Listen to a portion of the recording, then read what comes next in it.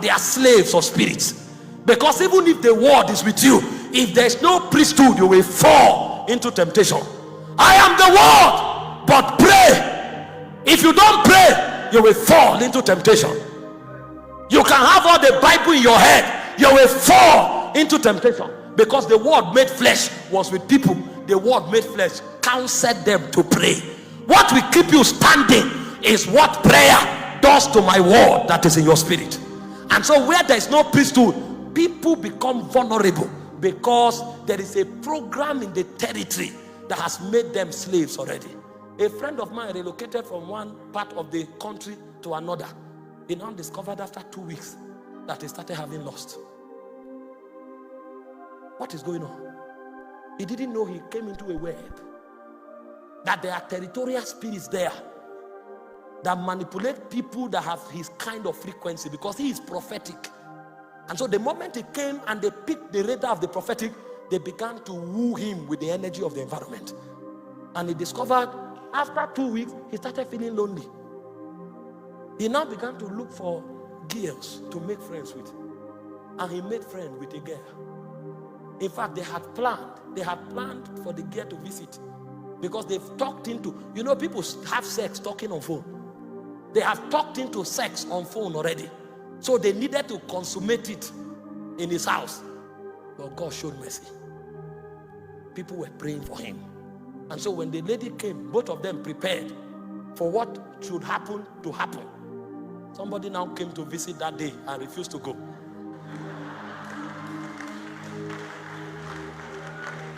As the lady came in, they started talking, about to fall into the grave. He said, I saw a young man that is void of understanding. He said, he has gone the way of the strange woman. And he said, no one that goes that way returns. No one that takes that path returns. He was about to join in the path of no return. But prayers have been made. Prayers.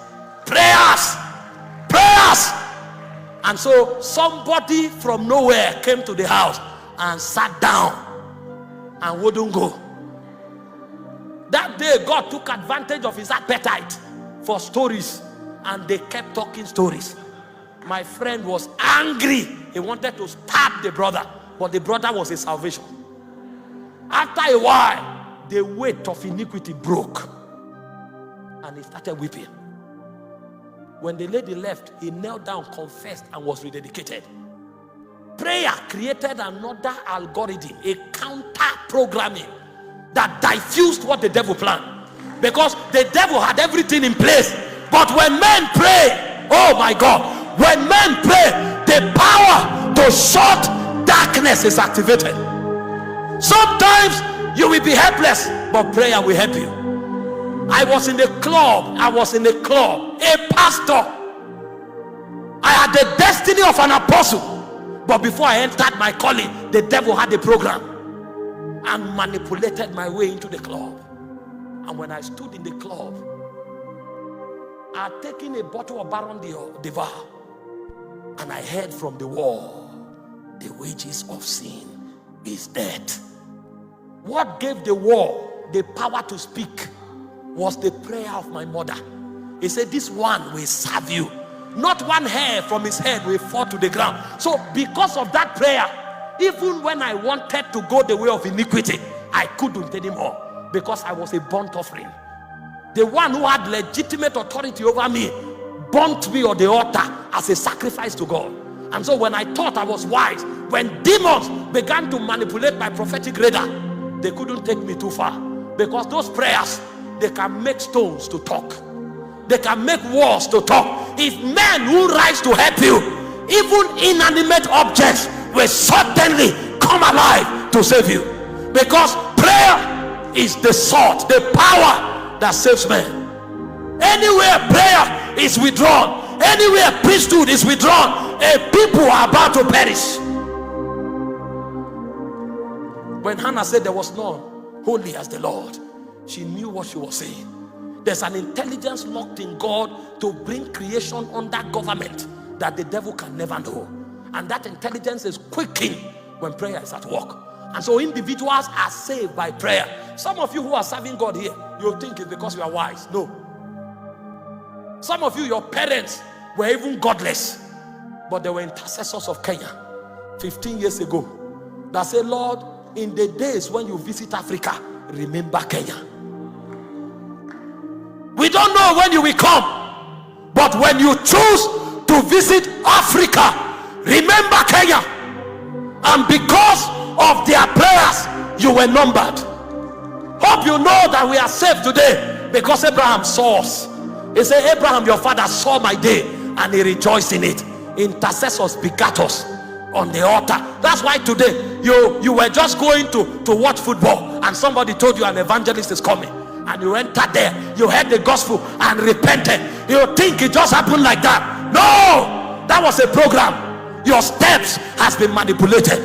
How you met that boy, how you were invited, how you accepted, how you came to the altar call, all of that were the tears of the intercessors.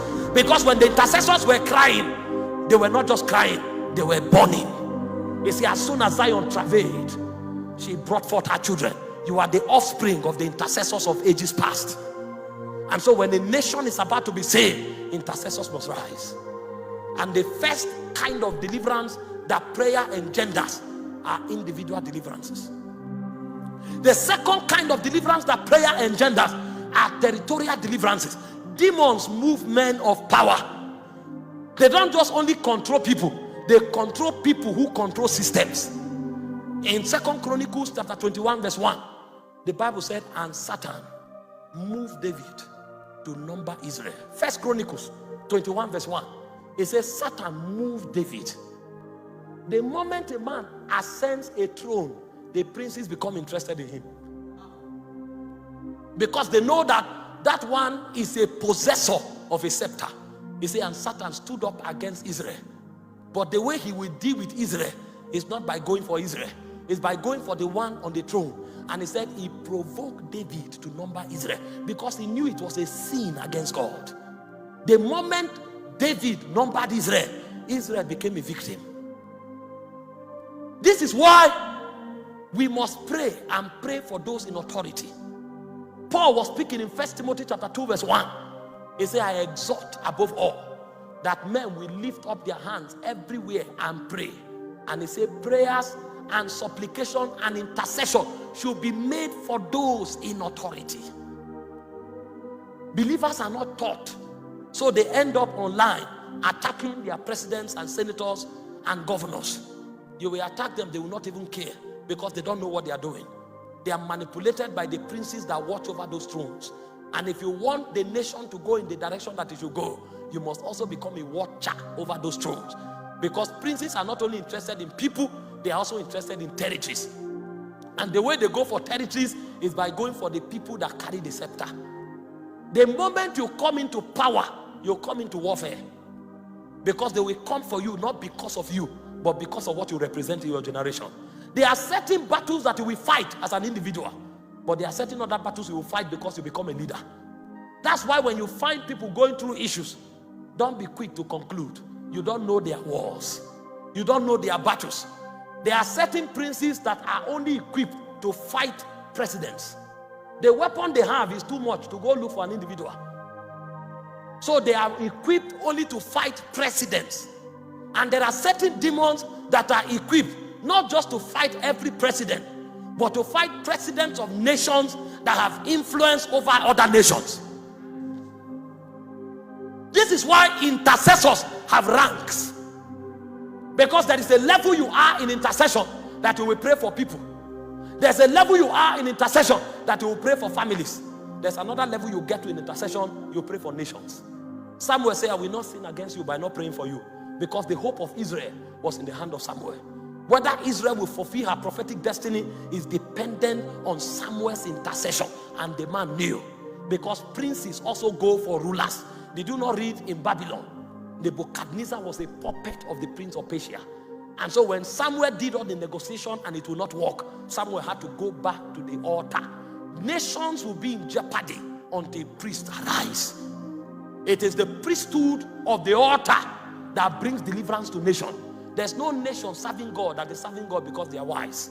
Every nation where they are serving God and the name of God is hallowed is so because they are priests that have laid between the altar and the pouches, and they will not turn back until the God of Israel reveals himself. The Bible said in 1 Samuel chapter 12, from verse 6, when the Philistines, when the Midianite rose up against Israel, he says, Samuel, he didn't raise an army. He didn't go to consult with the technocrats.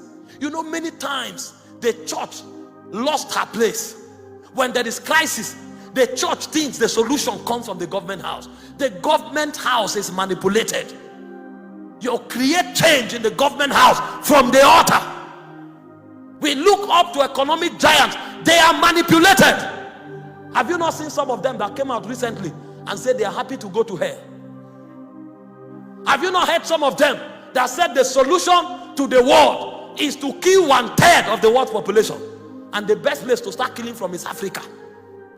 And those are the people you are looking for to come and save us.